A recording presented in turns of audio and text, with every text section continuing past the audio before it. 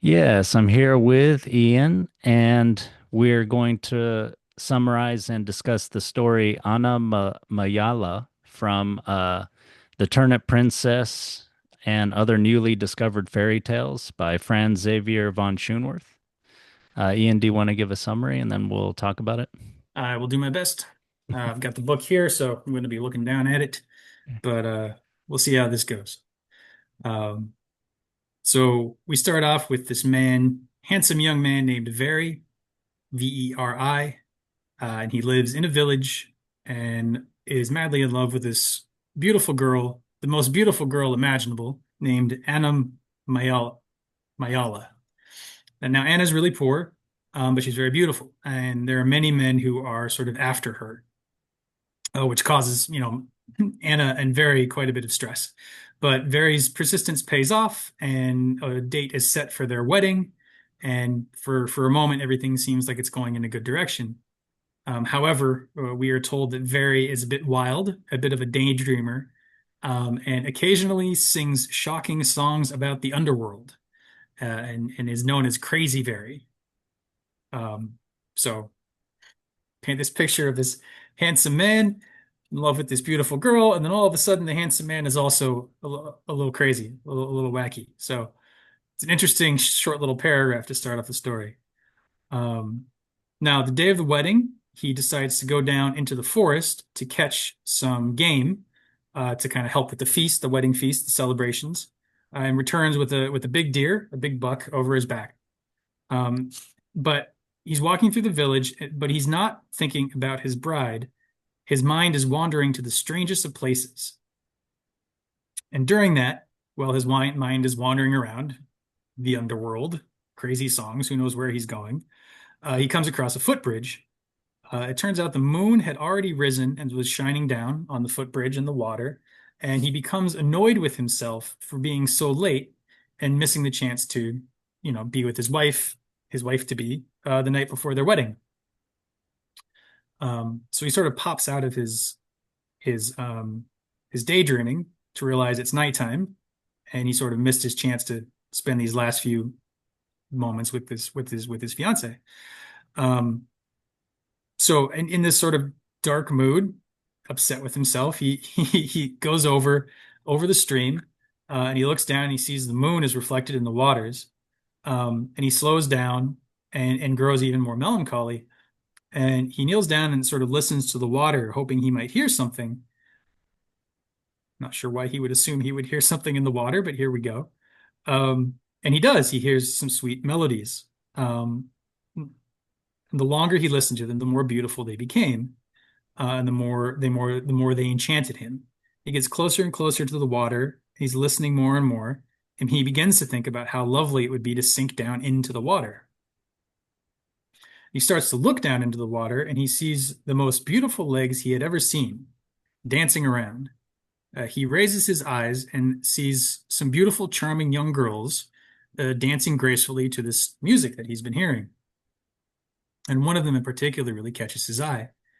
Um, he asks her what it's like down in the water, and she reaches up and puts her face on his shoulder and says mournfully, "Oh, it's so lovely where we live. It's peaceful. There's more air and more life where we dwell. Will you come with me?" And he agrees, all of a sudden ready to abandon his wife, who he was a little upset about not spending time with a bit ago. But then she adds that one time that before she had lived above the waters as well, and she knows that he's engaged. And she says, "Will you be able to forget about her? If you come with me, you won't be able to think about her anymore. If you do, there will be harsh punishments." And then it says, "She looked him in the eye in a manner so charming that he embraced her." So I think maybe a little manipulative on her part. Asks this genuine question that he needs to come to a good decision on, and then she sort of charms him into going with her. But he goes with her, and the ground breaks away, and he sinks down and disappears. And the next morning, everybody in the village is wondering where he is and why he hasn't returned, and they look everywhere, but they only find his musket and the dead stag on the bridge. That's it. They can't find him. And scene one. Uh, Scene two, many years have passed. It says one Tuesday, a wedding procession happened to be making its way to the church, and the bride was beautiful and delightful as a rose. She was also named Anna Mayala, and her father and mother were walking to the church with her to celebrate her marriage. Um, the mother looked very pale, as though she seemed to be ailing, but she was not yet that old and retained some traces of great beauty. The procession makes its way over a bridge. Again, over a bridge. The mother breathes a deep sigh, and the father comforts her. And he says, "Isn't it better to live in the present than the past? We've had such a good life together. And doesn't your daughter, who has your name, look just like you?" And this slightly ill appearing woman sort of nestles into her husband and I assume feels somewhat comforted. Um, then, as they are walking across this bridge and heading to the church, a wild man appears with his hair flowing back in the breeze, and he runs down right up to the bridge and begins pounding on his forehead. And he grabs the bride, grabs the girl, and claims that she is his bride. And he says, "It's true, I abandoned you, but that was just yesterday, and you must still come with me to be married." And the actual groom knocks him aside, knocks him over. This groom's a pretty strong guy, knocks this wild man down. And the mother is trembling in near collapse, but everybody kind of keeps moving along with the wild man sort of knocked to the side of the road. Um, 2 days later, the same young woman, now a young wife, goes down to the stream to fetch some water, and the wild man appears again and starts grabbing at her and doesn't want to leave. Um, the new husband is comes by and chases him off a second time, and there are reports that he continues to hang around the village asking about people who had been dead for years. And then he's seen at the pastor's house, and then after that he's not seen again, and no one hears about him for a long time. So something the pastor did seems to have resolved this particular madman's issues. Um, that's sort of the end of scene two. Scene three, some years later, a Franciscan monk began to appear in the village every year. He was pale and handsome, but he also seemed to be sort of ailing. And whenever he was there, he liked to stay at Anna Mayala's house. I'm assuming in this case it means the older one, rather than the younger one. If you notice, there have been sort of two. It comes to pass that Anna Mayala's husband dies, and the monk appears to comfort her. And he says, "My dear lady, life is hard. Look at me and all that I have suffered, and then you will not feel as much pain as you do now." And this older woman looks at this Franciscan monk, stares at him for a moment, and then becomes frightened, for she recognizes him as Veri, the boy who had long ago abandoned her on the night of their wedding. And now it is his turn to be upset, um, because he knows that she sees him, and he knows that sort of his past has been revealed. Mm. Um, but he takes a deep breath and he says, "I lived down with the sprites in the water for a long time. I had a beautiful, enchanting mermaid as my wife. She was always with me, except on Fridays when she became invisible. I might have been completely happy with her, but there was always this empty feeling that I could never satisfy. Um, it tortured me, and I couldn't find a way to make things better. My wife was simply not a normal woman. Her feet were always bound with ribbons, and she never took them off. And she gave birth to 6 children of mine, and their feet were bound in ribbons as well. And each child, after they were went, let's see, when she gives birth to the next child, Mm. the previous one is no longer an infant. So they all grow up very, very quickly. It's sort of an inhuman timeline we've got Mm. here. He continues, "The mystery of the feet continued to torture me. And one evening while my wife was sleeping, I undid the ribbons and discovered that she had feet like a goose, webbed with little claws on the end of each toe. I flew into a rage, and I hoped and cursed and prayed that the seventh child, it's fairy tales, so seventh children are always the important one. The seventh child would be human with human feet, and my prayers came true. Now, when the mermaid wife sees the child with the human feet, she is possibly justifiably horrified. Not quite sure how that would have happened, and she starts screaming at this man.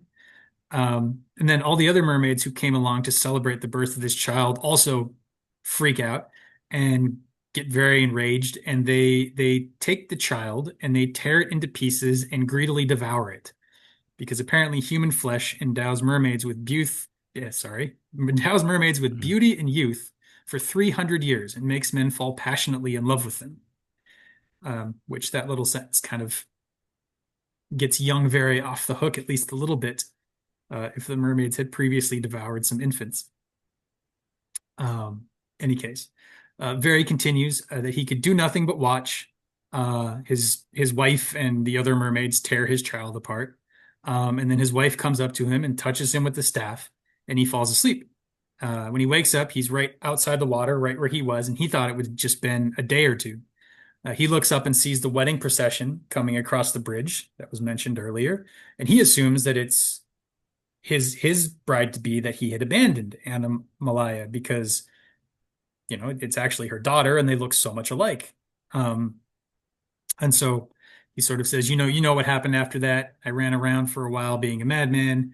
The pastor finally explained everything to me, and he told me that 20 years had gone by when I thought it had only been a single day. And so he goes to a monastery. He becomes the Franciscan that he is now. The Franciscans were a very give up all your goods, a very poverty-based kind of a thing. So it's Oh. definitely emphasizing this sort of renunciation of the world. Mm. Um, and he's at the monastery. He's repenting for his sins, and he's brought some gifts for Anna Malaya and her grandchildren. So I guess the young couple whose wedding he interrupted are now parents. Mm. Um, Scene three. Scene four. Anna is on her deathbed sometime later when the monk reappears. He kneels down before her and puts her hands in his, and they both die. They sort of die in the same moment together. As they die, two white doves were seen flying out the window. The larger one had 7 black flakes caught on its feet, but they fell off at the windowsill when the smaller dove came in contact with him. These flakes turned out to be scraps of paper with the names of the mermaid's 7 children on them. And apparently, we are told that because the father had been so pious as a monk, he had also earned salvation for his sort of half mermaid children, and they too were able to enter heaven. So our happily ever after here is everybody dies and goes to heaven rather than gets married. um, and so, sort of the epilogue: one of the grandchildren goes to the stream to fetch some water to wash these two corpses, this monk and the grandmother, the original Anna Malaya. Prayers had already been said, and she reaches the bridge and is talking to a friend and says, "Oh, my grandmother just passed away, and her beloved Very has died as well." And so I guess grandma's story got told to everybody it's sometime in those remaining years of her life. And then there's this soft whisper in the air of some voice asking, "Who died?" And the waters of the stream over which the bridge passes begin to stir, and these waves rise up into the air and they move towards the house. And the whole house is flooded, and the room with the two corpses, Very and Anamalaya, the corpses are tumbled around the room in the washing of the water. Everyone is terrified, and then someone throws holy water on the corpses, and this sort of invasive flood withdraws. But it leaves behind 6 additional corpses, handsome boys and beautiful girls between the ages of 10 and 17 with their feet bound. So here we have the mermaid's children again. And these children are holding scraps of paper with the words, "We have been redeemed," written on them. So it's nice somebody gave them official documentation. Among the corpses were the feet of a boy whose body was outlined on the floor as if it were a shadow. And the note next to him, because he doesn't have hands to hold it, but the note next to his feet says, "The body has been consumed, the soul endures." And this was the 7th child who had been sort of devoured by the mermaids. And his human feet, the one thing that marked him as unacceptable to live in the realm of the mermaids, are all that is left behind. But his feet and his soul have been redeemed as well. And it ends saying that on the anniversary of Crazy Very's death, also Animalaya's death, I'll add, but on the anniversary of Crazy Very's death, the stream begins to stir, and the next day waves will ripple towards its bank. But ever since he died, the moon no longer appears reflected in its waters.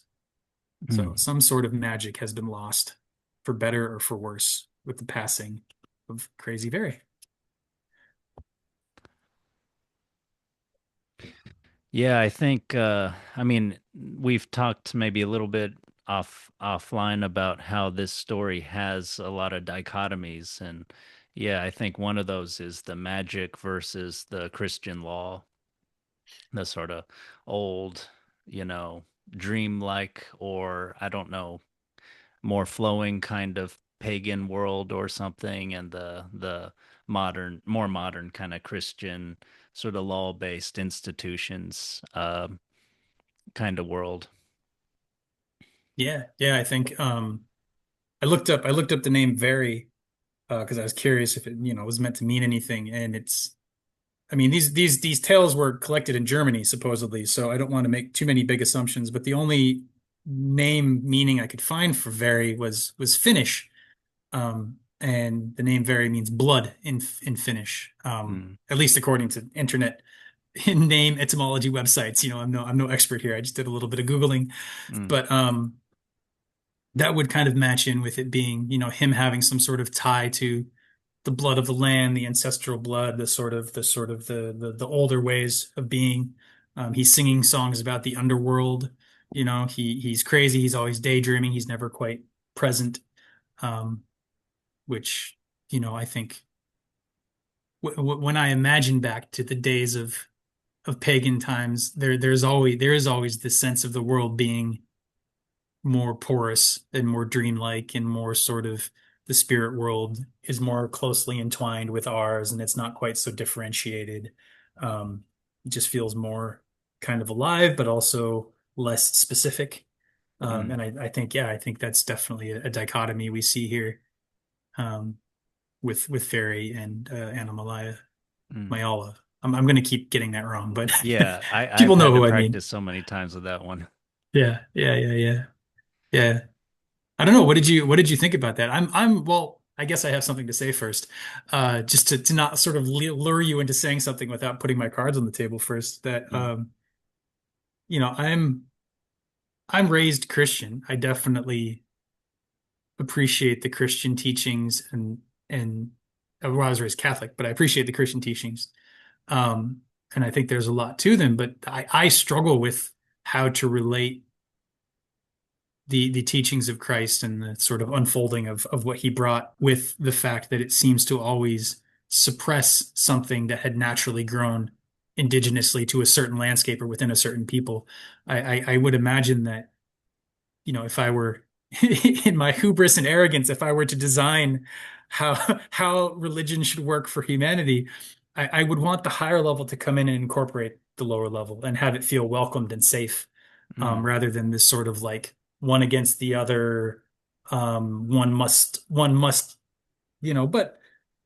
I don't know. I'm sure there's a lot of ways to look at that and such, but I have a romantic longing for the old days, the times of when the spirit world was closer and the realms were more porous, that I have a joy in my heart when I think about that. I'm sure the reality of it, were it to come about, would be a bit less than my romantic imaginings, but still I think there's something lost. Yeah. Yeah, I used to have more of that kind of longing, but I still have it with me now. Um, and I think I don't know there's different ways to to talk about it, or to incorporate or to bring to balance it out in one direction or the other. And you just said it in speech and just as a longing, but I mean people can give more of a lecture type of thing about that, or they can do it in literature. This is a folk tale that was written down as literature.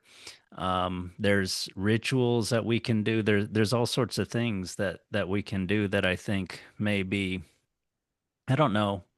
Yeah, are in words or images or bodily actions like with rituals that can sort of bring some of that oldness back, and maybe a new version of the oldness and some sort of naturalistic kind of religion.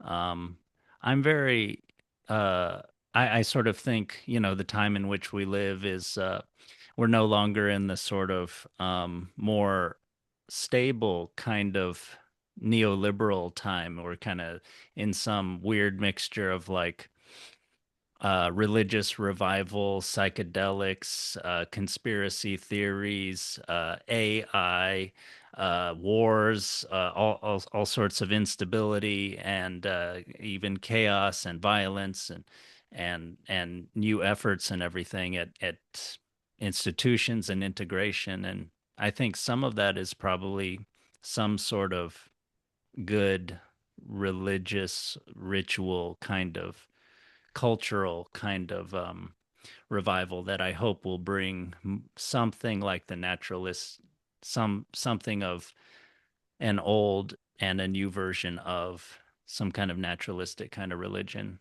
Um, and I Yeah. think kind of balanced. I sort of um, I do I do also have something of that romantic feeling, but I also, from my understanding of the history and cult and different cultures, including the sort of primitive cultures, that there's a lot of bad stuff that happens in that more sort of porous natural environment, a lot of violence and a lot of yeah, basically a lot of violence. So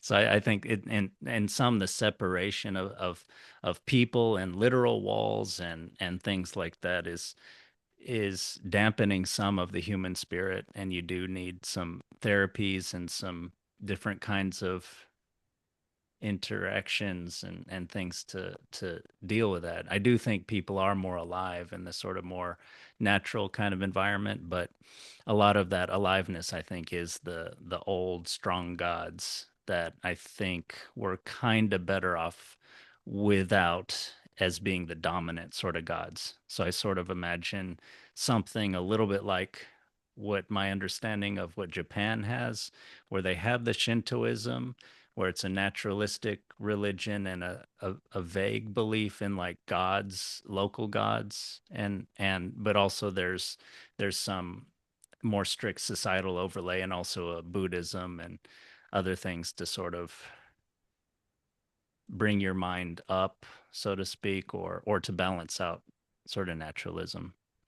But Yeah. Yeah. No, that's an interesting picture you paint because I think you make a good point about the violence and the sort of archaic gods, the more, warlike or more forceful, more demanding, the Old Testament Yahweh, kind of a vibe. And I think one of the things that I forget in my romantic nostalgia is that you have like all of these gods were so if we look at it in sort of at least a pseudo scientific kind of way, like if we try and look at it with a little bit of logic, rationality, there's some sort of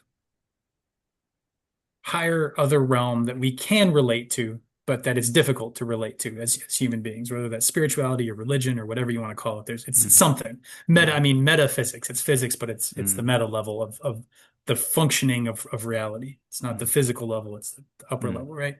So humans, for all our goodness, like we sort of seem to have stumbled into that space, the ability to contact this higher space, whatever it is, without any like real guidance. There's not, like if dogs suddenly started speaking, we could go to the dogs and say, "Oh, hi, you've learned language. Let us tell you about how language works." And we'd be able to sort of guide them up the evolutionary ladder. I don't think that's going to happen, but just as an mm, example, mm, we as humans sort of reach this higher level. And maybe there are angels, maybe there are fairies, maybe there are any number of spirits that can communicate it with us, but it's not obvious. Like I can't be like, oh, well, I'm wondering about this existential thing. Hey, excuse me, yeah. Mr. Angel, can you give me some advice real quick? You know, maybe we can, maybe we can't do that, but it's not easy. It's not natural. So if you go back in time, humanity sort of is, growing out of their animal nature. They're developing rational thought. They're developing contact with these higher realms, and you'll have some people who have a stronger connection and they'll try and explain that connection to the people who maybe don't have as clear of a Mm, the shamans, the mm, wise men, the elders, whatever you mhm, want to call them. They'll get a taste of the sort of structure promised by this higher realm, this mm, morality, this how to be in the world, this is our place, this is what we do, and they'll try and make sense of it for the people around them as best as they can. So we mm, have imperfect people trying to match something that they don't understand and communicate it to people who see even less than they do mm, in this particular way. mm, And over time, these things accumulate. They accumulate into tradition. They accumulate into ways.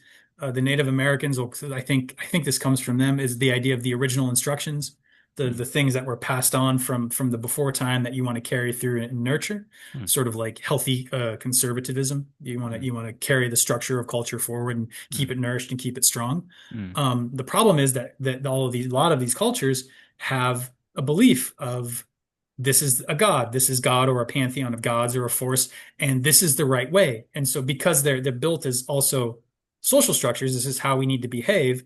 When that meets an other who mm, has a different social structure, there's almost like a chemical reaction or an electrical magnetic. There's like sparks flying, mm, there's static, there's friction, there's all this stuff going on. When I'm sure someone on both levels could be aware of, oh, these are actually, we're all pointing at the same thing. We're mm, all pointing at this higher realm that we can't we can't quite eloquently explain as well as we wish we could. I don't understand how you've explained it to your people. I can barely explain it to my people. Can we even take the time to explain it to each other? No, we don't know who you are. You might be coming to take our women or our food. You might be trying to subjugate. We don't know who you are. mm, And we've always been afraid of the other. mm, That's something that's just built into human DNA. And I think, again, look at dogs, look at monkeys, look at like mm, ducks, geese. You approach a goose and they're going to chase you off. Like mm, it's very in the life forms of this world that we are protective against something coming in from mm, the outside. mm, It's interesting to wonder why that might be. I don't know, but like why is it so strongly built in? So we sort of have these human groups that are connected to this higher realm functioning in this way, but then battling against each other. And you have Christ kind of come in, the Christian teaching and the Buddhist teachings, and there are others as well, but those are sort of the main ones in the world today. Um,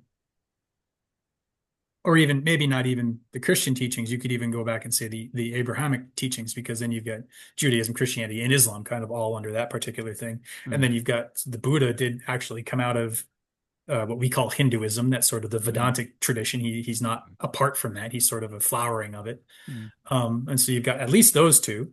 Um, you can argue it for others as well, Taoism and Shintoism, like you mentioned, mm, um, that are still active today and are much less violent. Like no Shinto is going to come up to me and like try and stab me because I'm not believing in the god of this fancy tree that they have. They don't care.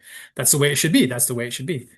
Um, but to get people from that place of we are all these little cultures like bacteria. We're all these little like we've been bred in these certain ways according to our understanding of this higher level. Um, to get all of them sort of functioning cohesively as a linked system, there should be some sort of overarching something that's going to have to come in and start trying to plug into all of them. Um, I think we in the West, and by that I sort of mean Europe in general, although that has now spread beyond the boundaries of Europe, I think there's a bit of a problem with the fact that our, higher level of religion, of Christianity, the teachings of Christ came through on the tail end of the Roman Empire, which was not a religious thing. It was a political thing. It was a power thing. It was, oh, we're going to rule and we're going to create commerce and we're going to create this whole, human infrastructure. And then the Christianity kind of comes in and goes through that. But then you have um, Christianity. Man, I'm off on a tear here. You mm, you have this sort of this level of religion being at odds with the older ways, um, in a way that, maybe Buddhism wasn't. You don't really hear about Buddhists and Hindus like going to war with each other, trying to convert. You don't hear about Buddhists and Taoists in China going to war with each other. They were pretty chill. That's where Zen comes from. It's sort of a mix of the two. There's a little bit in Tibet of the Buddhists coming in and having battles with demons. The indigenous Bon religion. There's some scuffle there, but you know, I don't know enough about how that went down, but it doesn't seem to have been quite as disastrous because Bon is still practiced and respected in Tibet. Hmm. But in the West, Christianity came through and subjugated the people the same way the Roman Empire came through and subjugated the people physically. It was sort of like you will believe this and that's it. And I don't think that's Jesus's fault. If anything, I lay that at the feet of the Romans.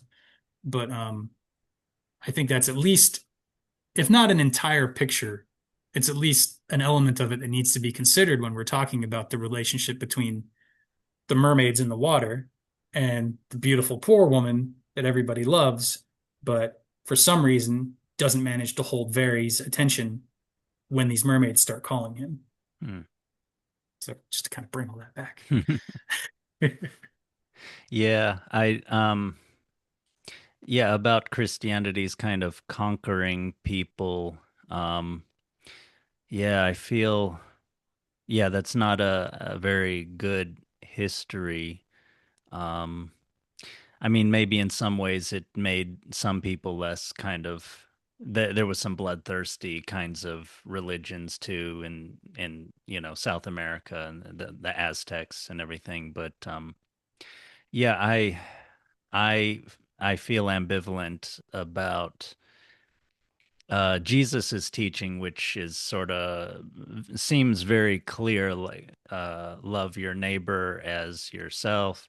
Uh, Basically, don't have real enemies, and certainly don't kill people you think are your enemies, and make your enemy your friend, something like that. And he who is without sin cast the first stone, and everything. The only thing I think that is in the Bible that he might have, and I wonder if he sort of really said this or whatever, but um, only through me can you get to the Father. So that starts to get a little bit like less of an invitation, and it starts to differentiate between those who can truly be saved. And what does saved mean if you put on it like you're an evil person? If you're not saved, you're a good person. If you are saved, you will go to heaven, you'll go to hell. If you start putting on that kind of metaphysics, it starts to get more and more like tribalism and kind of a justification of intolerance. So, That's interesting. It's almost like shadow material. It's like it's suppressing. It's because hmm, the intolerance and the tribalism is the thing that it's saying, no, you don't get to do that. You yeah. have to follow my way. Like your way doesn't Hmm, belong here. You have to follow my way. But hmm, then the thing that suppresses the tribalism ends up creating the tribalism of are you saved or are you not saved? hmm, Instead of it being more kind of ecumenical, more, you know, take care of the sick and help the poor and the widows hmm. and be friends and support each other, be be nice, Yeah. Yeah, essentially, yeah, yeah, be loving, and through love you will grow in life, and you will become satisfied in life. yeah, Yeah. yeah. Um I also wanted to add to something you said mm, about Jesus saying like only through me can you. mhm, I know it's not worded that way because he doesn't use me, he uses I, mm, but only I am the only way to the Father, something like that. Like mm, I I'm not going to say that that wasn't added as a proselytizing thing later on, but I also think it works in sort of a metaphysical way in that um, there's something about through meditative practices or stuff like that, there's something about focusing on the experience of I, mm, what that means to me. Like, oh, how do I know I'm me? What is me? What is I am? What is the sense I am me? Like, what does that feel like? When am I am, and when am I like distracted and lost in thought? And when am I not here? When am I not present? So there's some sort of a subtle cue there of like only through the sense of I do we only through sort of cohesing that within ourselves do we come to know the Father. Like we have to be a presence for the divine to interact with. Otherwise, we're scattered and there's nothing to interact with. mm, Um, but I'm of the mystical bent, and mm, I like to see, you know, specific practices or perspectives in things that are usually used to just beat people over the head with because it redeems them. For me, it redeems them. I can say, oh, this is what Jesus meant, and then he's not a colonizing asshole. He's trying to help people. He's not a fascist. He's not my way or the highway. He's like, no, Mm, this is actually the good. This is the path of the good mm, that will lead to, good things. And I want good things for you. So mm, why not? In fact, my it's very odd. My newsletter that I wrote today, over at the Kind Knife is very much about this sort of the kindness of God, mm. and how we sort of fail to receive it, really. But just an odd little aside and a little marketing plug. That's all.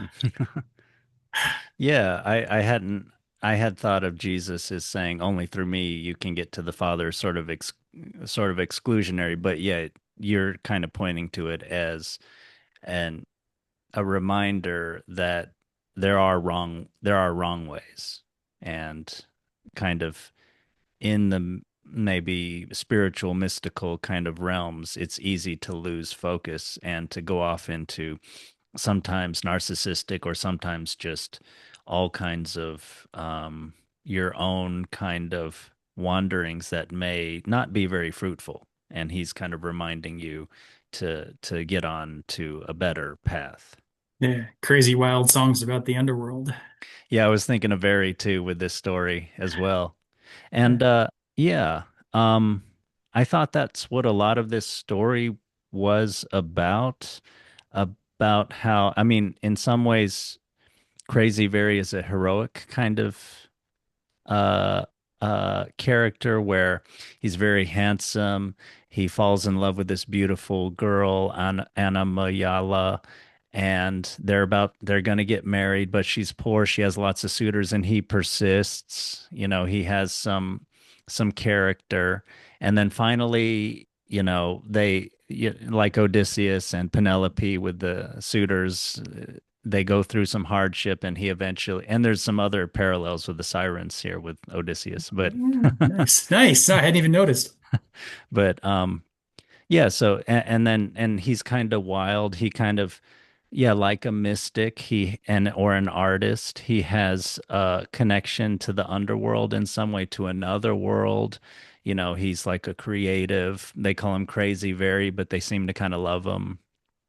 And but then yes, he does. I interpreted part of it is that yes, he comes to the stream, this liminal kind of place where there's a bridge, and which world are you going to be in? Are you going to make it over the bridge? There's a troll under the bridge or some kind of danger there. And as you were kind of pointing out, he starts to hear the little hint of the music, and he starts to go into it more and more. And there's a paragraph in the story where there's a circular kind of movement. He hears it and he listens more closely, and then it's more loud. And then he listens more closely, and then it's more salient to him. It's taking over his mind. And then the sense of vision takes over, and he sees her. Sense of touch, she goes up to him and she's on his shoulder. And then she kind of gives him the terms of the contract. So are you sure? There's sort of this immediate charming attraction, this ferocious wanting to be with her, with each other maybe. And she gives him the terms of the contract, like, this is who I am. I'm a mermaid now, but I used to live above ground. And then so he could wonder, okay, how did that happen? Or what is, who are you? But she identifies herself at least. And then I know that you have a bride here. Are you, you're going to forget her? Are you prepared to do that? She gives him all the terms of the contract. But as you pointed out, she kind of like stares at him in the eye too. So there's a sort of Medusa kind of thing going on, maybe. So, but I thought of that whole thing, that whole progression as, yeah, this is Crazy Very. His strength is his imagination, his spirit, but not necessarily his ability to reason, to to differentiate, to understand what is, the types of decisions you have to make, the bridges you should cross, the bridges you shouldn't cross, the paths you should take, and so forth. And I thought that was hinted, that self-knowledge of his is hinted by the fact that he was, before he came to the bridge and the stream, he was annoyed with himself for letting time go by so much when he was hunting for the roebuck, so that he would not be able to spend the evening with his bride before their marriage. So Hmm. it's sort of a Yeah. lack of maturity there. Yeah, yeah. That's interesting because I totally see what you're saying, and I completely agree with your reading of it. This sort of like he has like, correct me if I'm wrong here, but I think you're saying he has this sort of call to rationality in the moment where he's disappointed with himself, but then sort of gives in to the imagination That's what and I is think. seduced Yeah. by the mermaids. Which, so okay, so I had been looking at it differently. That particular scene before he actually meets the mermaids, and I think our two perspectives might actually like match well. Like I don't think they're at odds with each other. They might actually be pointing like two parts of the same idea. So I was thinking like he's a daydreamer, he's withdrawn, he's singing crazy songs all the time. So there's this sense of him being this creative person who's like easily distracted. Like there's not a place in his life for these creative urges to really manifest themselves. That's what I So was he's thinking. always Yeah. he's always off somewhere else. Yeah. And so he's coming back with the roebuck with the deer, and he's annoyed with himself. Let me see. I wanted to get into the specific language here. Um, as he's walking back towards the village, his thoughts are not with his bride. Instead, his mind is wandering in the strangest of places. So he's being kind of seduced out. Mm. Um, and reaches this footbridge, which you're right is very much like a "Are you going to cross?" It's a liminal space. Mm. Um, and it says the moon had already risen, and he became annoyed with himself for being so late and missing the chance to spend the evening with his bride. Um, I'm trying to like enter into, oh, and then it says later, like in the next sentence, it describes the stream and the moon and the waters, and it says what he saw slowed him down and he grew melancholy. Mm. So you have this guy who's been like out in the woods, hunting, not thinking of his wife, his mind wandering into the strangest of places, his creativity kind of going wild. Mm. And a lot of guys before they get married, like there's uncertainty. There's some sort of a subconscious, unconscious, you see that rear its head in guys that like they cheat on their fiance the night before they hook up with like the stripper that got hired for their bachelor party or whatever. Like there's Mm. something in them. There's some sort of a wildness in them that will not be, I don't want to say tamed because I don't want it to be like you're tamed when you're married, but there's something that won't submit to the union, you know. Mm. Um, and here we see sort of his craziness, his creativity, um, the thing he doesn't have room for in his life. He's been caught in that all day out in the woods, out hunting, and he's coming back, and there's a sense of like melancholy of like, oh, I didn't get to spend my chance with my wife. I'm really sad. And like I just feel the sense of this guy who doesn't have uh, a chance in his life to really go with these creative things, and feeling sad and feeling bad about himself and feeling like, oh man, I'm always crazy, Very. I'm always having these Mm. weird dreams. What the Mm. fuck? Who even am I? And he just gets melancholy and sad. And he's like, which is sparked by the moon and the water. It's sparked by the Mm. already kind of mysterious vibes going on and Yeah. his previous state that he carries in. And that sort of gets him sad and like, sort of leaning over the water where he starts hearing the music. And then everything you say, he hears it. It gets louder. He hears it more. It gets closer. It gets louder. He gets closer. Suddenly he can see. Suddenly they're there. Suddenly they can talk. Suddenly she's touching him. Suddenly there's like direct person to person contact through the eyes. Like it's definitely a very call and response, like seduction of this guy into the water and away from this world, this life, this woman that he, kind of tie it back into that unwilling bachelor vibe. This woman that he's wooed and chased after and fought the suitors off of. And why would he all of a sudden abandon her? Like there's some element of his life that is not brought into this particular marriage, because otherwise there wouldn't be anything that any part in him that would feel melancholy, that would feel sad, that would feel pulled away to um to these mermaids, to these sort of imaginary, maybe pagan, maybe spirits of the land, spirits of the water, definitely not in a church, um, et cetera, et cetera. Um, so yeah, yeah, the call for rationality, the call for strength, and also the need to acknowledge and feed the parts of ourselves that aren't easily fit into our lives so that they don't hijack us in these ways and they don't ruin us when we are trying to make a leap into some new way of being. Yeah. Yeah, I've definitely had some breakups in my life that, not thankfully not on the altar, not the night before the wedding, but things where like there was something unconscious in me that my life wasn't satisfied by. And I projected it onto the relationship and made that the relationship's fault, and then couldn't settle, couldn't figure it out. And that sort of my unsettledness sort of broke the relationship. I Yeah, don't think man. I'm the only one that happened to, but I No, definitely can yeah. speak to it. Yeah, I think there's a Um, lot of people out there with this kind of tragic story. Yeah, and this story kind of brings that out, right? Although before we go on with that strain, I would like to bring in the Odysseus where the so he's on his boat with his men trying to make his way home back to his wife, who has been waiting for him for a long time, who has a lot of suitors after her, right.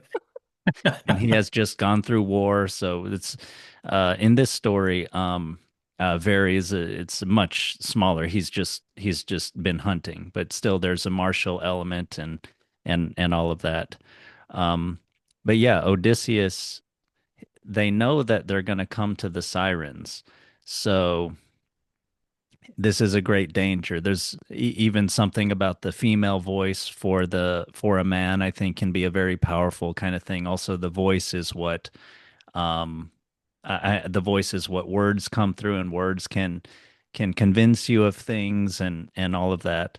Um and yeah, but it's interesting that Odysseus, well, in that story, I won't go too much into it, but he tends to want to like experience all of human life. He takes things really to the edge. Like with the Cyclops, he kind of he taunts him and everything instead of just trying to survive. Right, right. And and so with the sirens, he decides he has the men bind him and he so that he can listen, and they have their ears stopped up with wax so that they won't be driven to crash their boat on the sirens rocky shores, whatever. So yeah, it's too bad Very when he hasn't had that life experience or that wisdom. Or I agree with you with the artistic kind of shamanic reading of the story, that he's young and unfortunately, yeah, he doesn't have a place in life. I think maybe he could have been some type of shaman or artist or yeah, creative. And if he had had that, he would know how to deal with the seductive, creative, strong energies of life and the world, and not had to literally go with them. Oh, Yeah. And I will say, I love the reading of the sirens, and I think the sirens and the mermaid match quite well. But while we are talking about Odysseus, he does end up with what's her name? Circe for I like think Circe. Yeah, a yeah, number of years, who's yeah, very bewitching, yeah. magical woman, and she holds him captive for I think 7 years, and then finally he has to.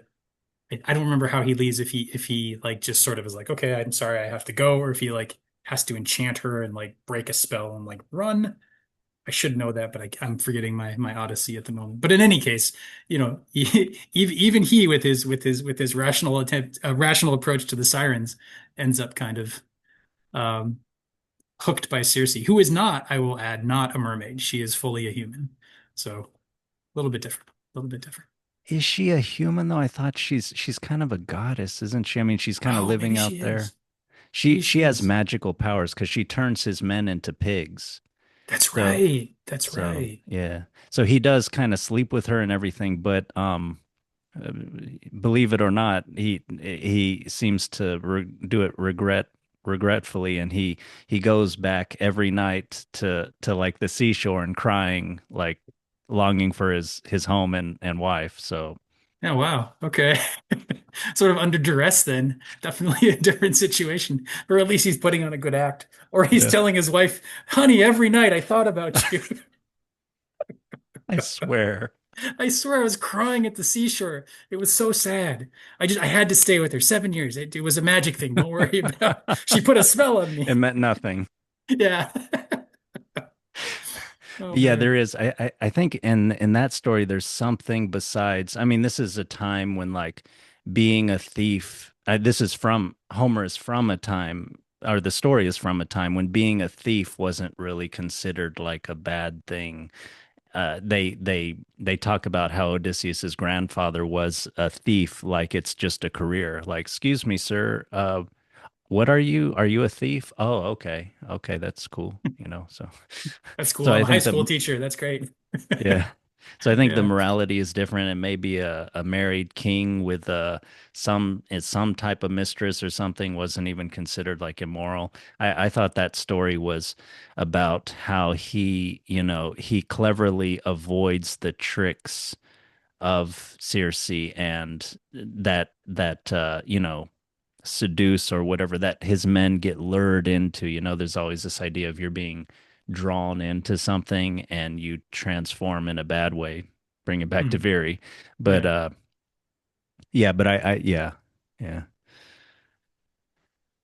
But anyway, yeah, there's the interesting thing of Odysseus kind of, and the sirens and a proto kind of mermaid kind of women. Um, Yeah, I mean, they are always in, classical paintings and stuff. They're always depicted as mermaids of some sort, or women on a rock in the yeah. waters, women of the waters. Like it's very, very similar imagery. Yeah. Um, yeah. Um, which like I don't know where we are in the story, but that brings to mind to me the imagery that we're presented with, very strong imagery of the Yeah. the mermaid wife and her Yeah. feet, that they're bound in ribbons. And I always think of mermaids as, they've got the fishtail, the Disney mermaid, Yeah. just it's, the hips and the fishtail. Yeah. Um, but here it seems to imply that although they are mermaids, they've got feet, but they're all wrapped up in ribbons. So Hmm. they're sort of there's this like ribbon. I don't know, in my mind at least, these were like brightly colored, beautiful ribbons. Hmm. Um, being wrapped in a ribbon rather than like a sack or a Hmm. cloth or, Hmm. bindings. Hmm. Something about calling it a ribbon implies this sort of mask of beauty. This sort of like, oh, Hmm. it's a pretty covering. Never mind why it's covered. It's very Hmm. pretty, Hmm. which I think is appropriate for what the story is kind of pointing to. Hmm. But I found it really interesting that he he can't take it. Common fairy tale motif of, whether it's like women, and the wife in Bluebeard's castle does the same thing. He says you must never go in this door. If you go in this door, it ruins our wed. The myth, the legend, myth or legend of Cupid and Psyche. Psyche falls for Cupid. Cupid says you can never see me with the light on at night. She hides the lamp. She reveals him. Oh my God! Ends the marriage. Here, don't ever think about your wife. Don't ever long for your old life. And we sort of have that enacted through the symbology of the what's up with these feet? I don't get these. Why are they wrapped in ribbons? I gotta know. I gotta know the truth. I gotta know what's behind the covering. I gotta know. It looks pretty, but like what's really going on there? Hmm. And he unwraps it and he finds, wow, these creatures aren't human. Like I'm in love with some sort of I'm assuming because he reacts negatively, quite negatively to, oh my God, may my child finally be born with human feet. Is his response. And I think um there's this sense of like, for me, there's this sense of feet being like the truest thing. Like they're the thing that contacts the earth. They're the part of us that is like Hmm. most grounded and real. Hmm. And so these creatures, like their feet, they're the place where they connect to their world, their physical world. Those feet they are made for water. They are like a duck's. They are webbed. They have claws.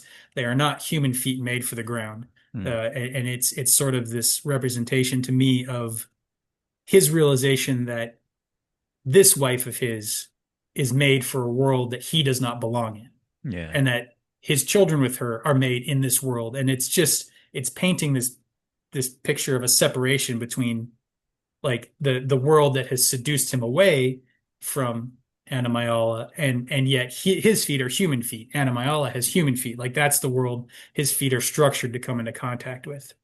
And then he prays for his last child to be born human, to be born in his world, and his prayers come true. Maybe he's got some shamanic powers, maybe he's got, some sort of a connection there, but his Mm. prayers come true. And in response, the world he is in reacts negatively to Mm. the child that doesn't belong Yeah. and tears it apart, which that's pretty core archetypal stuff. The devouring mother, the mother who eats the parent that eats the child. In, Mm. in the Greek myths, you have, I think, Kronos Mm. devouring the newly born god so they don't supplant him. Like there's a Mm. whole thing with the parent that devours the child. Um, but the mermaids do that, and that gives them power to seduce men. Um, and in that moment, we have Veri has this break of like, oh man, I don't belong here. He remembers that he doesn't belong here. He remembers that, his feet are made for the human world. Mm. And in fairy tales, once you have that realization, you were cast out. You were cast out of the other realm. You were cast out of the magical realm, Yeah. because you don't really belong there, or whatever, however you want to word it. In his case, Yeah. he's not made for it, and so he gets hit with the staff and wakes up 20 years later thinking it's the next day, which again, very common fairy realm myth. Yeah. Yeah. Yeah, that reminded me a little of Rip Van Winkle. There's other types of stories like that, and that also made me and he thinks it's the same day or the next day or something like that, the day that he was supposed to be married, and that again emphasizes the dreamlike quality of his being down there in the water world and the underworld, and which is also shown in other ways, like the fact that he can wish something and then it magically happens, Mhm. or that time doesn't work the same way. Like where each time his wife becomes pregnant with a new child, the other child stops being an infant because, needs to make room for it's just that makes sense. And so that just happens. And Yeah. the time Yeah. doesn't matter, it's not very logical, but Yeah. It just kind of fits in the way it needs to. That's really interesting. The tying of I mean, the fairy realm, at least in like Celtic mythology, the fairy realm is that it's the time is different. You never know where you're going to enter, when you're going to exit. This isn't Celtic, it's German, but they're not that disparate. mm, Um, and yeah, I hadn't really thought of that in connection with the aging of the children, but yeah, you're totally right. Like that's what the story needs. So that's what happens. And no, I don't mean just the fairy tale. I mean like the story that's taking place in the fairy realm. The fairy realm seems to be a place mm, more of story, of dream, of that kind of architecture where things don't make sense, but they happen the way they need to. mm, And him recognizing that sort of after the fact, or recognizing it, maybe not being bothered by it or whatever it is, but like he sees this happening and it's yeah, pointed out it's kind of a strange thing, but he just kind of rolls with it or whatever. It doesn't yeah, seem to have much of a response, but it's sort of a hint or prelude to him finally unraveling the feet. yeah, That's like him not noticing that is leaving the feet raveled. And then when he's like when he's like, no, I have to see the truth of it. What is going on? Oh my God, this place isn't real. These women are built for living in this watery realm, and I'm lost. yeah, yeah. That evidence sort of accumulates in his head and builds the case where he eventually has to unbind their feet and uncover what's really happening. Yeah. That Which in a way is kind of him finally pulling that sort of rational Odysseus move that you were talking about. It's like he's Yeah, finally grown up enough where he can't be satisfied with just the imaginal realm.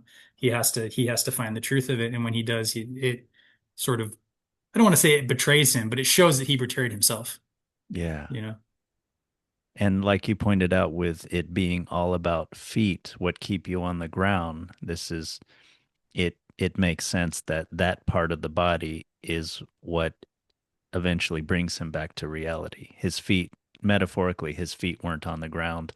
He eventually, that's the fly in the ointment this whole time when he's down in the nether in the underground world. And I keep struggling which term to use, but Yeah. is this a Underground, dream? Is this other water? world, dream world, fairy world, underwater. Yeah, It's all the same thing. It's all the same thing. Yeah. yeah. Yeah. And yeah, that makes sense that that's the fly in the ointment that eventually he has to use to build a case to understand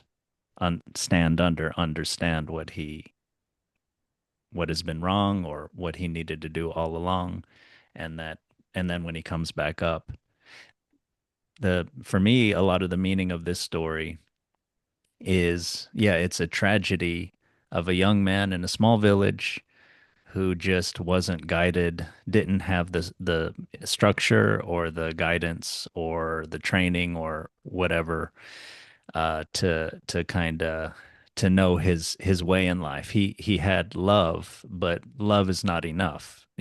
I mean, his love with Anna Mayala. You need a career or a way. You need to be useful to society.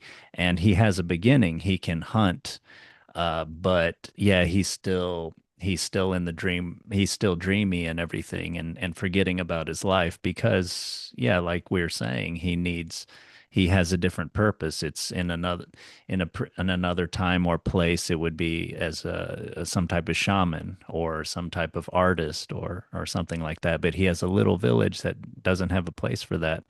And the tragedy is he kind of he's lost in the dream world, and then comes back and he's 40 years old or something, and he doesn't have a place. And then it makes sense that he goes to the priest, and the priest finally explains, this is what's happening in this world. And this it's kind of too late for him to have kind of taken his place as some type of, I don't know, romantic poet, or I don't know, something. And we can Yeah. talk about whether he should have really been a is there a place in that society for him, but it seems like definitely not in that village. Yeah. I mean, it's interesting. Like, um, I have something else I want to say, but I'll just go with this because it's alive in the moment. I'm like, let me bookmark that other thing. Um, it's interesting that you're right. So the picture you painted, like he's got this sort of spiritual bent, this sort of tendency to connect to some sort of other world, some sort of non-physical, non-human kind of a something else. Um, and there's no place for him to really do that. And so that sort of leaves him open to falling into the seduction by the mermaids. And he comes back and he's has this wonderful moment, wonderful in a storytelling kind of a way. Mm, It's kind of unrealistic, but it's so beautiful what it sets up for his character of, oh my God, this woman who is getting married on this exact same day looks just like her mother, which is like, I'm like, oh, I don't believe that. But then because she does, he has this perfect moment of having his hopes and dreams seemingly be fulfilled. Of like, oh, I've been able to um this is the thing I was going to say. Apparently, it's coming in now. huh, I'm able to make up for it. Oh, yeah, it hasn't been too long, and then yeah, sort of more wishful thinking. Maybe I can make this true. No, you're my bride. You're my bride. Who's this crazy man? Why is he chasing me off? And it's only when he goes to the priest, like you say, mm, that he starts being set straight. And and then he goes off to become a monk, a friar. I forget. He joins the mm, Franciscans. mm, So he joins a religious order, and for the rest of the story, he's a religious man. He's a very pious. Whatever he does, it doesn't really say, but whatever he does, like he earns redemption for himself and his seven mermaid children, that's a lot of redemption. Um, bringing seven people with you, is a big deal. So it kind of implies that, rather than being an artist or a romantic poet, he had this spiritual bent that finally got plugged into the church, moved the right way, and made up for his sort of youthful indiscretions.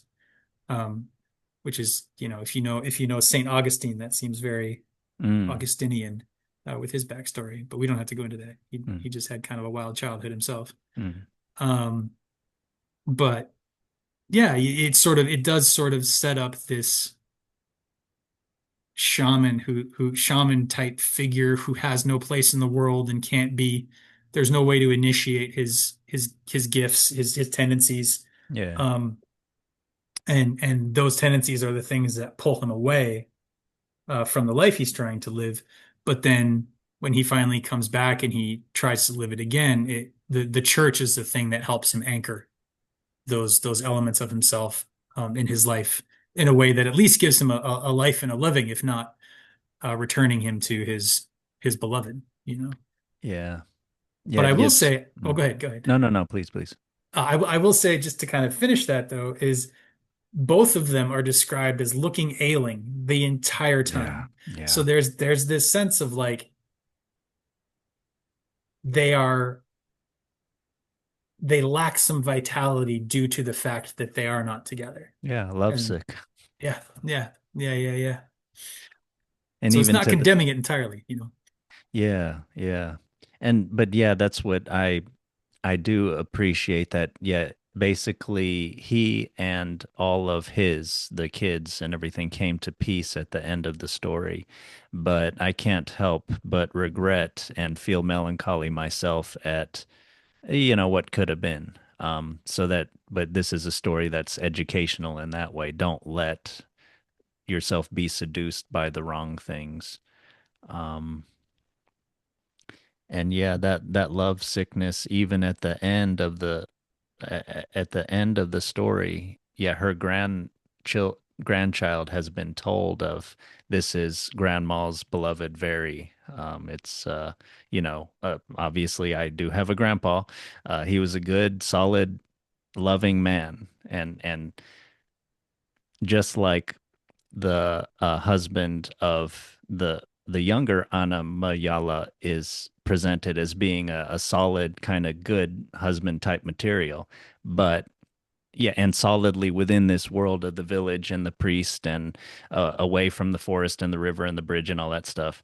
Uh, you know, but not the romantic, hair flowing kind of wild man kind of attractiveness who also can go into the forest and bring back the deer almost. But Right, right.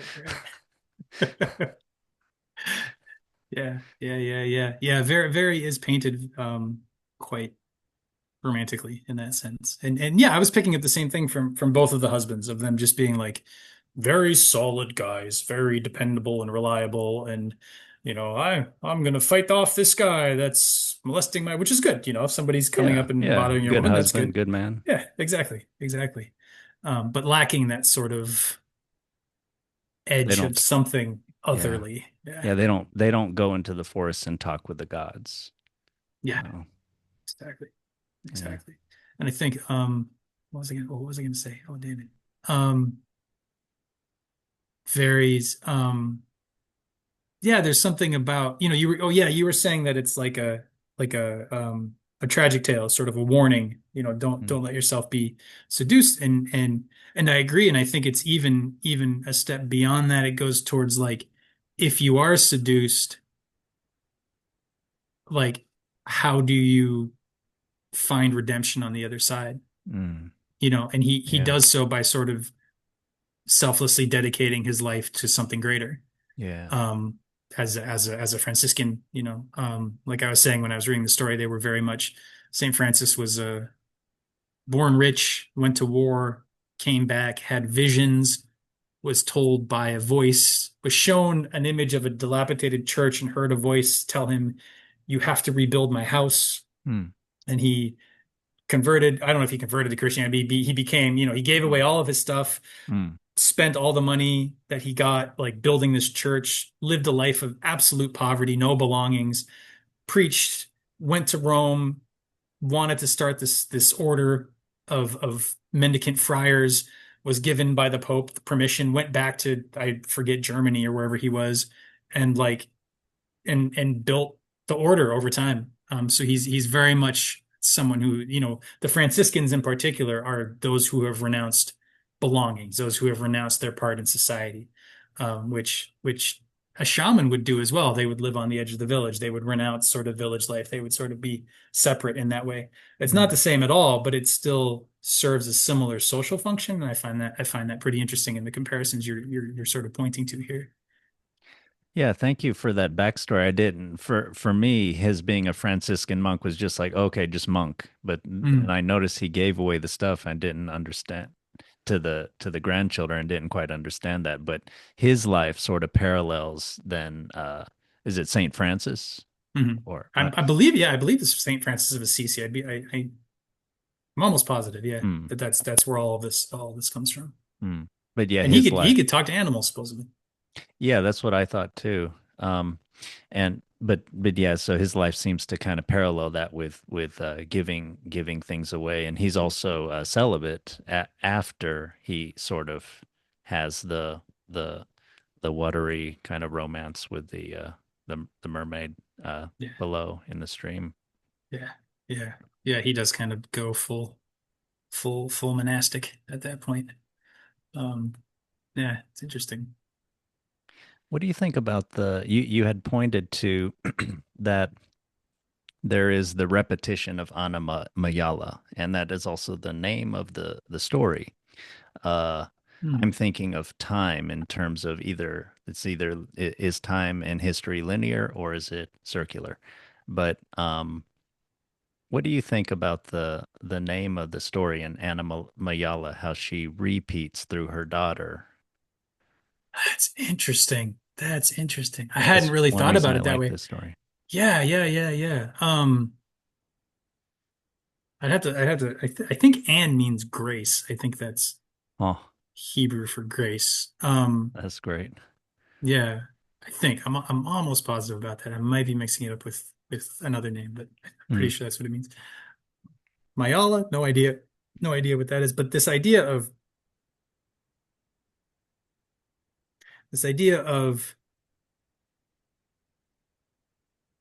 her, like the repetition of her, um, and you're pointing out that like the story like is named for like her name is the title of the story. Like it sort of highlights her importance, but she's not in the story at all. It's all about Veri, and then she sort of shows up around Veri's story.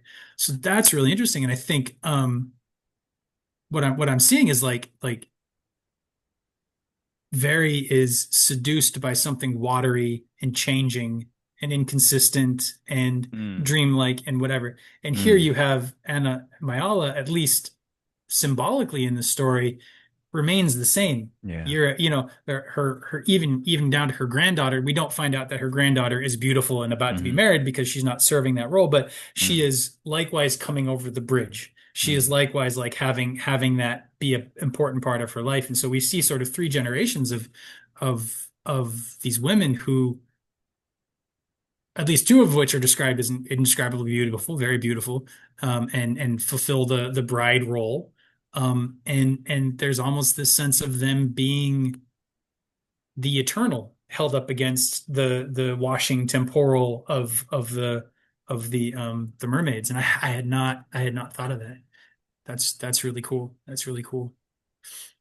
yeah, it's almost I thought of it like repeating like a theme in a song. Now I don't know much about music, but I sort of had the idea this is yeah, there's eternity. There's this eternal kind of repetition, this circular thing, and yeah, very with his actions and his nature. He is all over the place, kind of, and he's returning back to Anna Mayala, and kind of tragically because he goes way too off the beaten path and doesn't come back until it's too late. But yeah, there's these two natures. Yeah, yeah, yeah. I like that the repetition through time. It makes me think of um like the solstice, the the Jesus's birthday is on Christmas because it matches up with the solstice story. Oh, huh. The solstice being like the darkest point of the year. Oh, huh. The repetition being like because if you're listening to music, you're bound in time. And the song goes along and you're sort of following the song. But Yeah. if there's a repetitive motion or there's a repetitive motif or the same, Yeah. the same bit comes Circular. through, if Anna Mayala shows up and then Anna Mayala shows up and then Anna Mayala shows up, Yeah. it points to like both time and eternity kind of Yeah. together at the same Yeah. time. Yeah. Um, and I think of the solstice as being the same thing of sort of this like eternal returning of something that feels like it's going to go and then it comes back, feels like it's going to go and come Yeah. back, and there being something very deeply human about needing that kind of story infusion into our lives on a Yeah. level that isn't intellectual, but that is like Yeah. societal, mythological, deeply rooted something that we need to be Yeah. reminded of that rebirth, that eternity in time. Yeah. Yeah.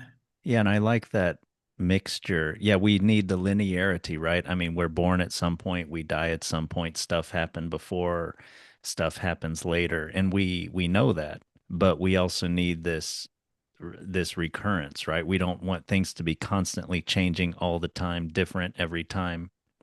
Although there's maybe interesting sort of mindfulness kind of thing of realizing all of that. But anyway, I don't think we're Well, we're talking about that, but Well, I would just say to that, no, I think mm, you're totally right in that what the mindfulness thing that you're talking about is you purposefully experience the changing, so that it reveals the eternal that's inside of you. That's mm, meditation is if you get lost in thought, you come back to your breath. It's like you're you're coming back to something that anchors you to the present, and the present is eternal.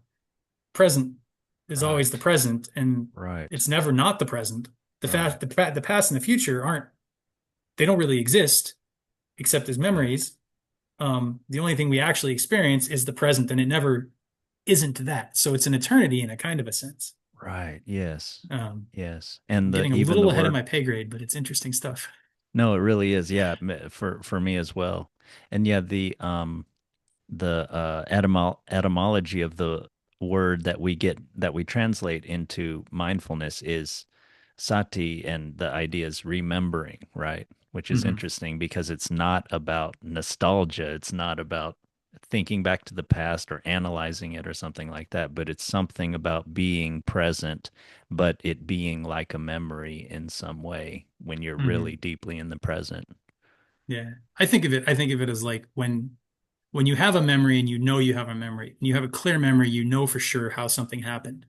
At least for your own subjective purposes. I'm not talking about yeah, memory is not objective. It doesn't work that way, but you can be like, oh Mm, yeah, I mm. remember I was doing this at this time with this person. That's when I heard that song the first time, whatever it is. Like it kind of clicks, something clicks when you have a clear memory. To Mm. have the present moment click in that same way. Like you are aware of what's going on. You know what's on every level. Like you're just sort of present to it in the Yeah. same way that when a memory is present to you, you have the full memory. The real world of this present moment is present to you in a way that I don't want to say feels like a memory, but also I think that creates memory the best way. If we're actually present to it, it I will think it so, will yeah. be built into our sort of structures. So Is one thing about it's sort of like if you're truly present, everything kind of makes sense, kind of like a memory does, like you're encoding it in a way where you feel like you understand it yeah, and yeah. not intellectually where you're analyzing this thing and that thing, although, but yeah, where you're understanding it as a kind of whole and there's no sort of like this story, there's no rejection that this is not real. This is not right in some way. There's no Mhm. fly in the ointment. It's all Mhm. ointment. Yeah, yeah, yeah. No, that's great. That's great. I really liked the sort of feet as the fly in the ointment. The feet as the like the itch that won't go away, that sort of wakes him up to the reality of his situation. And you're pointing to, when you're present in the moment and there is no residue, there is no thing, like you're fully present to your experience in a way that you're actually remembering it, and all of it is including whatever memories might be coming up, because those are in the present moment too. But you're present to Yeah. all of that. Like there is nothing, there is no fly in the ointment. There is no thing that wants your attention, because everything that's happening already has your attention and you're not blocking any of it. Yeah. Yeah. And Yeah. being like that, I mean, being in some way enlightened isn't that a way, if you can bring yourself into that kind of consciousness, aren't you pretty peaceful and able to connect with the world outside your body and other people and other minds in a pretty fruitful way, and to serve others? Yeah, I think so. I mean, I think of it kind of in a like backwards kind of a way, maybe. So like to try and explain that, like naturally, I mean, I guess maybe this gets into Rousseau. I don't know, you'll have to tell me, but like naturally, all of these things where we can feel the other person, where we know what's going on, like that's already happening Mm, in our yeah, nervous system somewhere. yeah. Um, and then at some point we start building these layers or these buffers or these protective things where like, oh, we don't want to see this part of reality. We don't want to see that part, you know. Um, and then we sort of get to a point where we're like, oh, like, wow, there's things I don't see. I don't know what's going on, kind of forgetting that we have blocked these other elements because maybe they happen Mm, when we're very young or mm, who knows any, whatever reason, maybe ancestrally something comes mm, down the line, whatever it is. yeah. But what you're talking about, this sort of enlightened kind of a thing, I think of it as like almost like if we exist as this sort of, I don't know, I think of it as sort of like a crystalline structure, you Mm, know.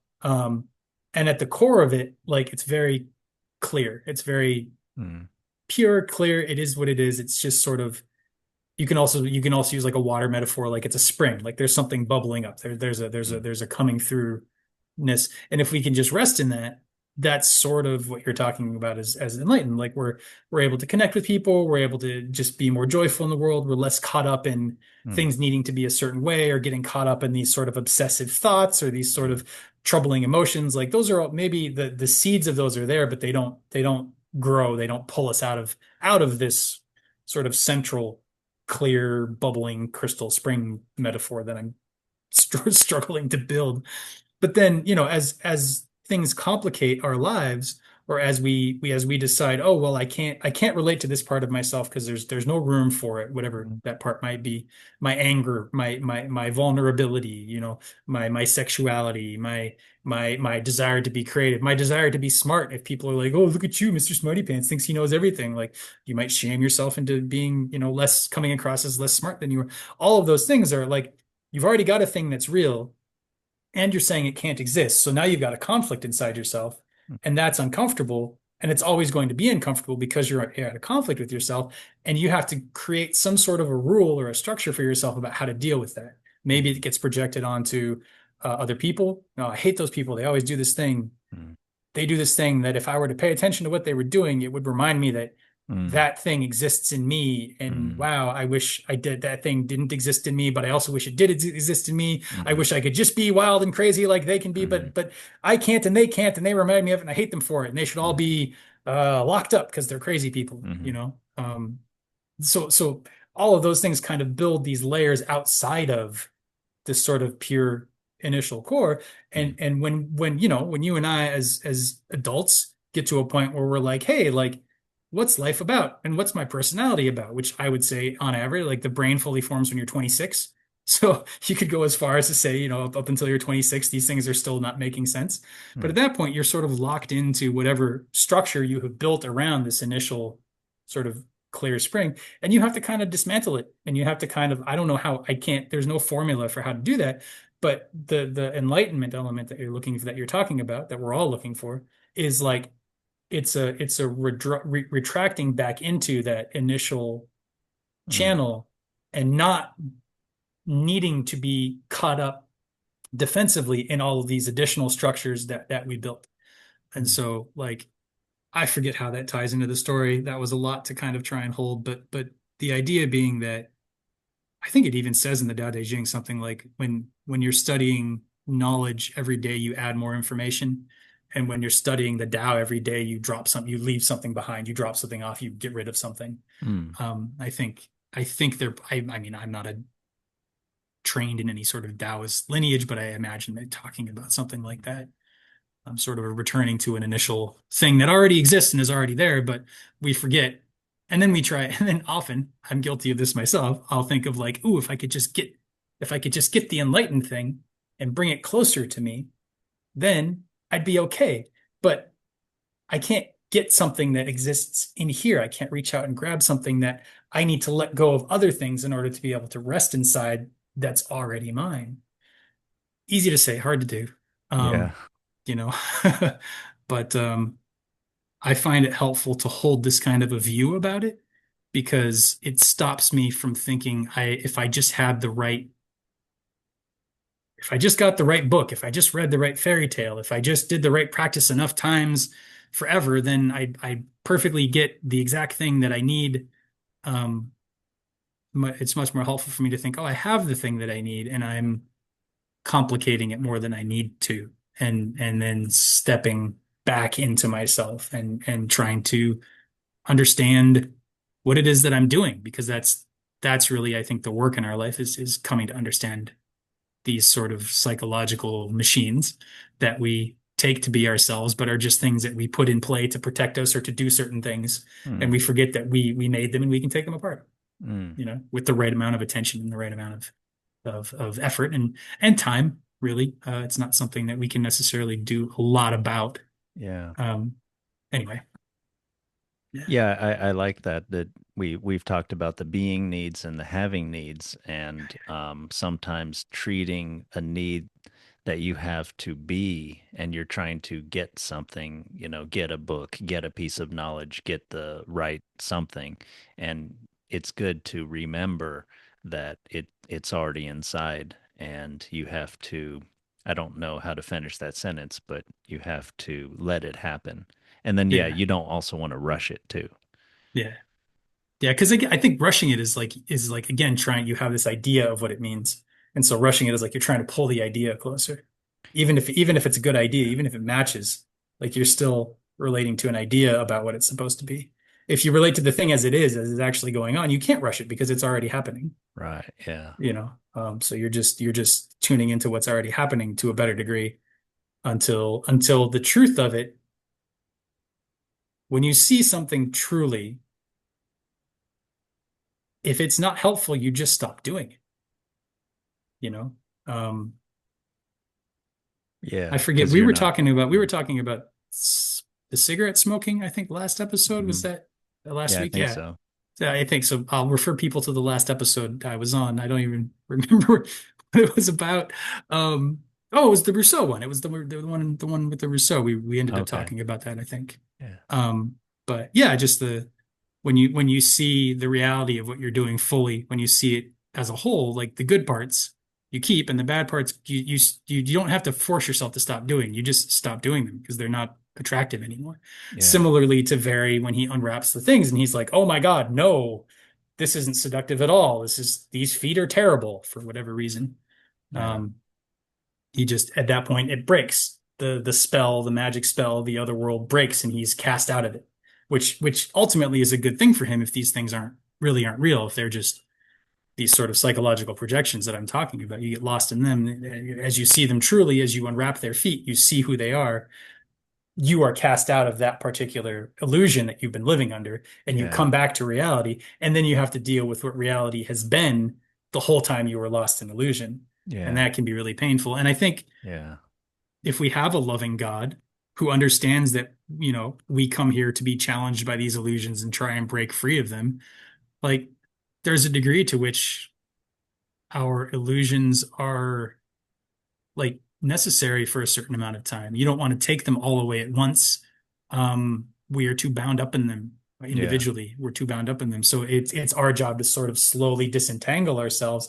And as we do that, then we can respond to whatever the call of the divine or whatever it is. We can respond to the present moment more fully. We can be that enlightened, kind of joyful, at peace, relating to other people, being in nature, like all this sort of metaphorical tropes that we hold up as examples of what an enlightened person is. Like it's much easier to be those things when we aren't caught in these other things. Yeah. Yeah, and Yeah. I agree. You don't want to, not that it would be useful anyway, but in an ideal world, you would not have someone just be a magical Prospero or whatever to just whisk away all our illusions. Yeah, they're a part of what we've already developed as, and we need to slowly, kind of pare them back, or maybe better, just let them fade and Yeah. kind of keep our eye on what is real. Yeah. And I would even go further to say that, like, if the illusions were to be taken away, we would remain who we are, which is Mm, someone who is subject to, who believes these illusions, you know. that sounds Um, right to me. and if they were, if they aren't taken away, then every illusion is a possibility for growth. It becomes like, as we learn about what's going on, we learn about ourselves, we learn about the world, we learn some, like the illusion itself holds a lesson. The fact that it's an illusion we're believing in is like, that makes it something that we can pick apart and Mm, learn something new from.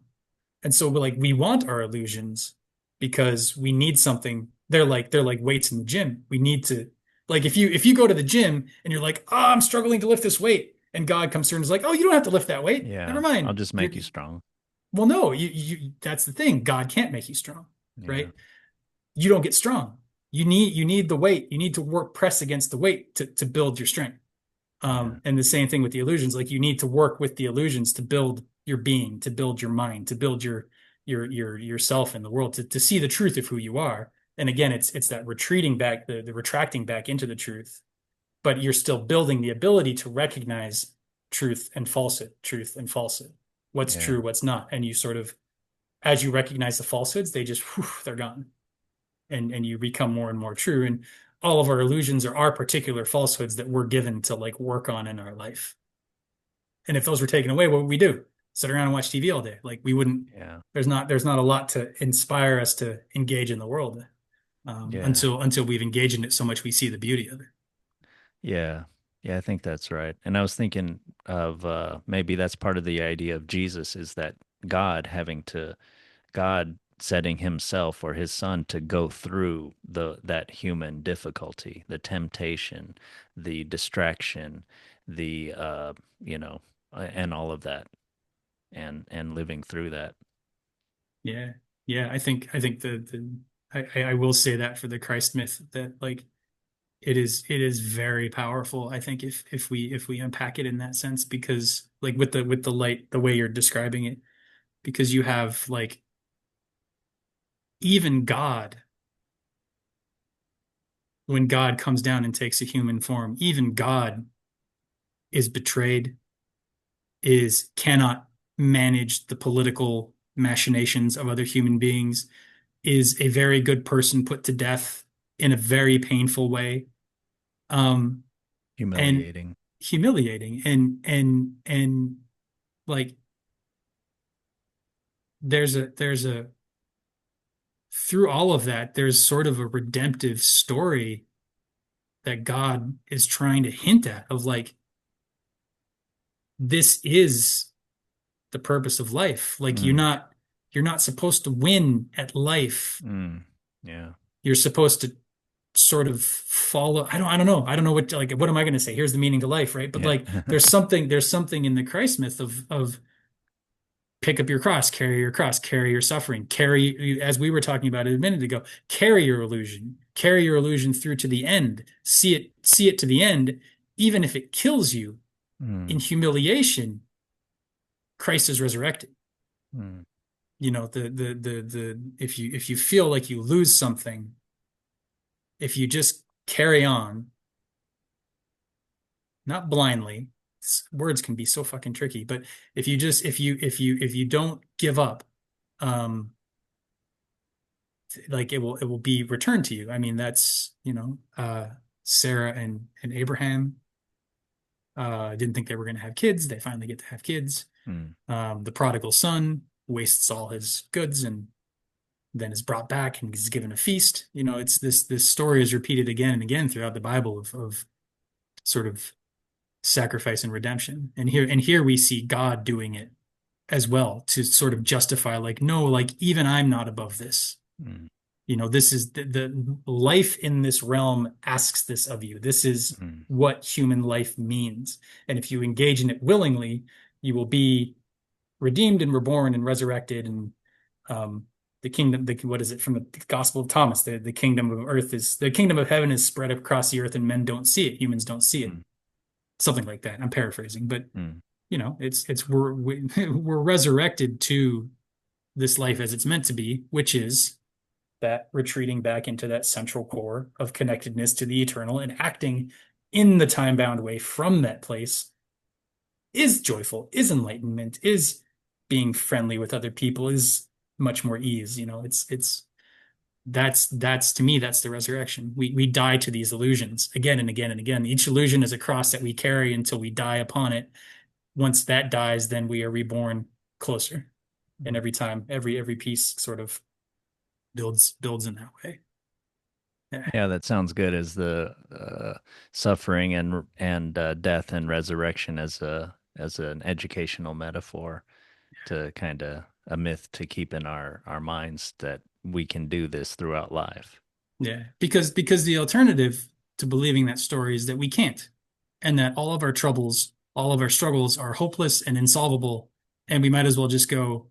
I mean, fill in your vice. We might as well just go get drunk. We might as well just Yeah. go scroll Facebook. We might as well just go like hook up with random people on Tinder because we're never going to find somebody who actually cares about us. Well, if you look at why you're having a hard time connecting with people, if you pick up the cross of the difficulty of relating, if you hold up the desire of I want somebody who actually cares about me as a human being, but still lets me sort of be myself. How do I find that? Who is myself? How do I relate to people in a way that's healthy? Like Mm, that's a challenge. That's a cross. And mm, and to sort of die upon that cross is the you that believes you can never find a meaningful partner. To kind of continue this metaphor I'm running with. mm, Um, that belief in yourself as the person who cannot do it has to die. mm, And then you are reborn as, oh, like I had this whole illusion all along that I was dragging behind me, this cross I didn't need. But you have to go all the way through to the end of it. You have to be fully mm. crucified upon it and buried in the tomb. And then once you're fully surrendered in that way, I couldn't do it. Um, maybe something happens. I don't know. I'll let you know if I find out. And Yeah. I keep thinking about this in terms of the story, Anna Mayala, and I don't know. I guess it's just that, it's a story that kind of instructs you on maybe one particular kind of what I think of as a tragic playing out of a type of character who is kind of very imaginative and has a lot of promise, but ends up being seduced by those promises and doesn't, yeah, doesn't have that development to kind of know how to balance out that part of himself and not to know how to use his knowledge of the underworld, of the other world, um, that is shown by his being able to sing the songs of it. And that's it. Singing songs, is this, there's this spirit, this breath that's coming from this energy that's coming from this other realm, and the order too, and some instruction probably, but and maybe this is even interestingly related historically to the pre-Christian pagan or even sometimes coexisting somewhat in the underground pagan or other naturalistic kind of religion, whatever you want to call it, kind of survival uh, in a more medieval or modern Christian kind of society, but not knowing, yeah, very not knowing, very could, yeah, blood or maybe even the Latin truth, Mhm. but not knowing how to bring forth that, or maybe not having the society that's kind of, they call him crazy Barry. They seem to love and accept him, but they don't understand him, and they're not able to merge and for him to play a role, and then yeah, he gets sucked into the other thing, Yeah. the other realm. Yeah. Yeah, yeah, yeah. Yeah. Yeah, very I like that blood and truth as both ways of interpreting that name. As the if we're talking about blood as ancestral and truth as in like an ancestral truth, like yeah, he's trying to find a place for that and there's no place for it. And that can be very chaotic and disruptive to his trying to live his life, to the point where the power of that call, because there's no way to respond to it in his life, it pulls him off his path, pulls him off the social path that's sort of the common way to go, and he ends up, wandering in the desert for, I guess, 20 years or whatever, wandering in the fairy realm for 20 years. Yeah. Yeah, And giving up his love and the other life he could have had. So yeah, yeah, that's why this story's kind of poignant for me. It's the what could have been, the nostalgia and all that. yeah. What does this story have an emotional appeal for you? Um, there's definitely, I mean, I sort of hinted at it earlier. There's definitely the past relationships I've had where Mm. I look back on it now and it's like, oh, I was seduced by my own mermaids, my Mm. own ideas of like, oh, why am I not happy in this relationship and how is this going to go? And breakups that were not handled well, and coming back afterwards and being like, oh no, we were supposed to be together and but it didn't work out, and the sort of longing that you can carry for, the first person that you sort of have that bond with. But I also think that changes through time. Um, and I don't think it's necessarily as black and white as the story makes it of, if you fuck up that first time, then like that's it. You've lost it and you're never gonna, feel love again, whatever, however you want to put it. Mm. And you might as well just go be a monk Mm. somewhere and be very pious. And that's the only way you're gonna like redeem yourself. I would have liked him in from this perspective, from the emotional, emotionally resonant perspective, I would have liked him and Anna Mayala to have like somehow gotten together in their later years. Maybe he, instead of her dying and him coming up and being like, ah, we are together now in death. Yeah. They would have Two had like doves. yeah, they would have been like come together, the last 10 years of her life. Maybe her husband passed and he finally like is like, okay, are you available? Like, can we see what's here?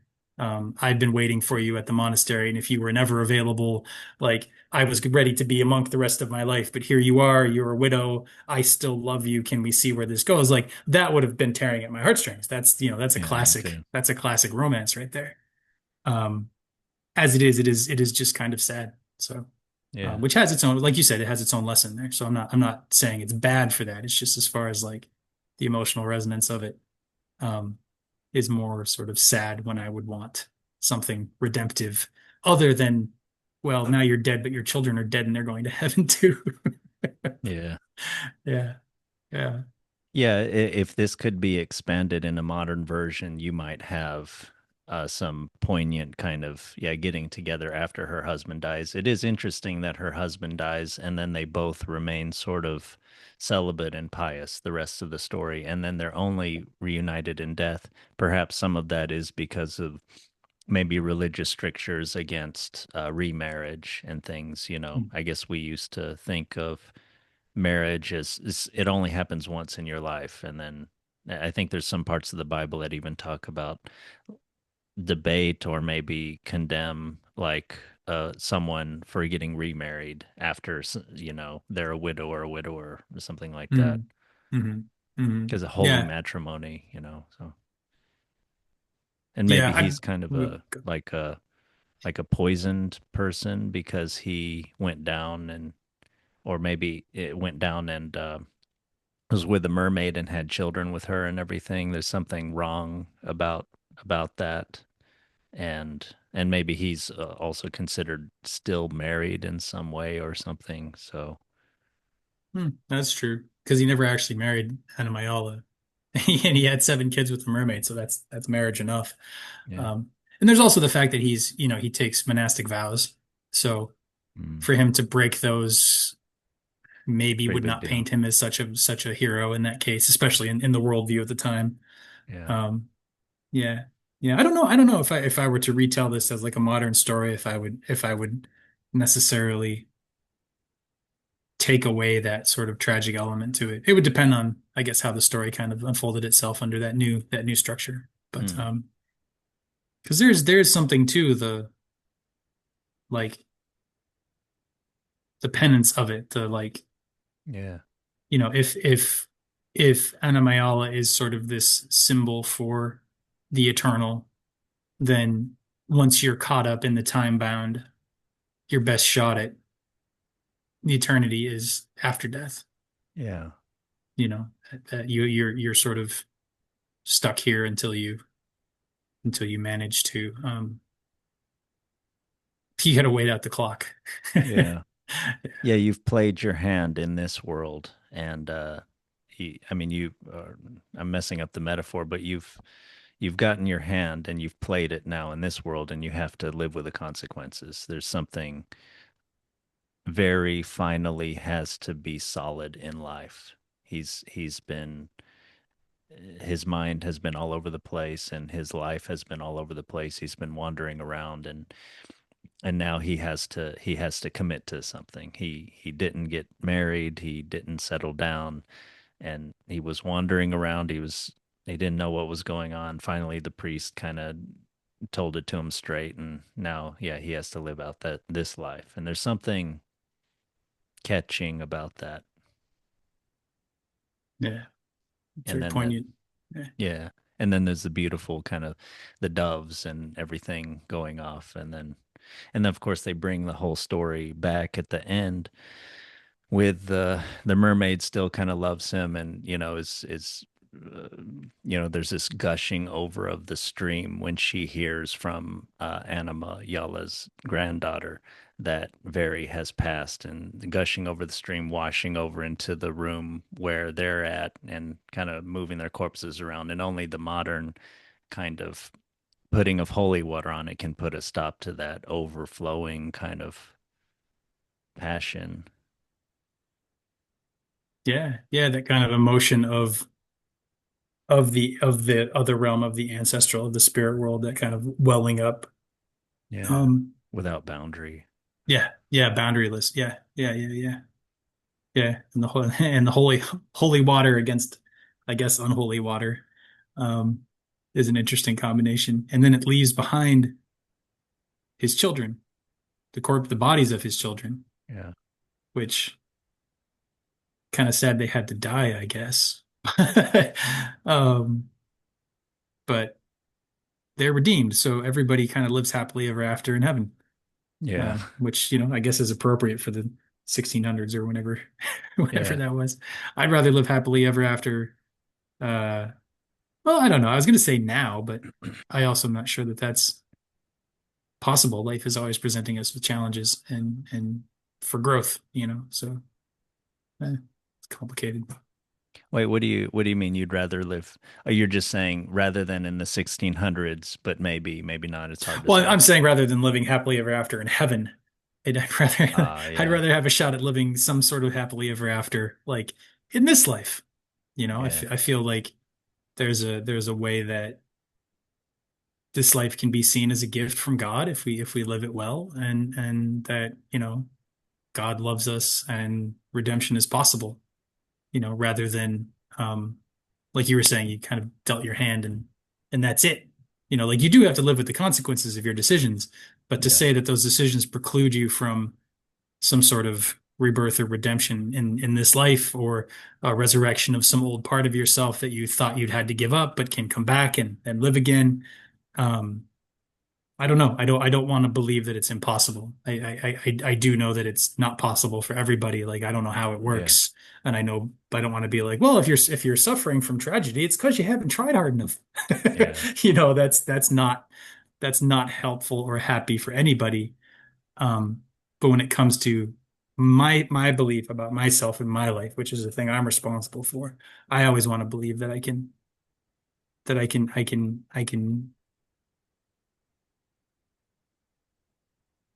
want to say make up for my failures because like that I don't need to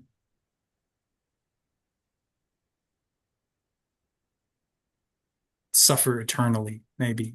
You know, Yeah. that the redemption is possible. It's maybe out of my hands. Maybe there are things I can do to lower the resistance to redemption being given to me, you know, sort of Hmm. in regards to sort of map it onto the Enlightenment language. Like they say enlightenment is an accident, but practice makes you accident prone. Hmm. You know, like forgiveness, redemption comes at God's hand, at God's will. I can't force it. I can't guarantee it. I can't make a formula that says do X, Y, and Z and you'll be redeemed. But if I say, well, I'm never going to be redeemed, I'm also refusing to accept it if it comes.